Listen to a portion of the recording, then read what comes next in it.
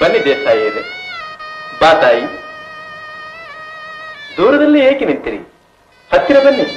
ನೋಡಿದ್ರಾ ಇನ್ನೊಂದು ಕ್ಷಣ ಹೋದ್ರೆ ತಲೆ ಮೇಲೂ ಕೂರಿಸ್ಕೋತಾರ ನೋಡ್ರಿ.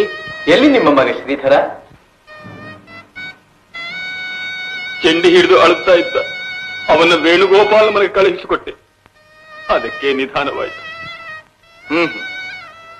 ನಿಮ್ಮ ಮಗನೇ ನಮ್ಮ ವೇಣುಗೋಪಾಲ. ಅವನಿಲ್ಲದೆ ನಿಮಗೆ ತೀರ್ಥ ಕೊಡುವುದೂ ಇಲ್ಲ, ನಾವು ಭಿಕ್ಷೆ ಸ್ವೀಕರಿಸುವುದೂ ಇಲ್ಲ. ಪರೀಕ್ಷೆ ಮಾಡಬೇಡಿ ಗುರುಗಳೇ, ಅವನಿನ್ ಬರೋ ಹಾಗಿಲ್ಲ. ಅಂದರೆ ಸ್ವೀಕರಣೆ ಘಟನೆಯಲ್ಲಿ ಬಿದ್ದು ಅವನ್ ಸತ್ತೋದ. ನಮ್ಮ ರಾಮ ನಿಮ್ಮ ಮನೆಗೆ ಬಂದಿರುವಾಗ ನಿಮ್ಮ ಮಗ ಮೃತನಾದನು. ಆ ದೇಹವಿಲ್ಲಿ. ದೇವತಾರಾಧನೆಗೂ ಸಮಾರಾಧನೆಗೂ ಭಂಗ ಬರಬಾರದೆಂದು ಬಚ್ಚಿಟ್ಟು ಬಿಟ್ಟೆವು. ಮನುಷ್ಯರ ಕಣ್ಣಿಂದ ಬಚ್ಚಿಡಬಹುದು, ದೇವರ ಕಣ್ಣಿಂದ ಮುಚ್ಚಿಡಬಲ್ಲಿರ. ಹೋಗಿ ಆ ದೇಹವನ್ನು ತನ್ನಿ. ಹೋಗಿ ತೆಗೆದುಕೊಂಡು ಬಂದಿದೆ ಸಾಯಿದೆ.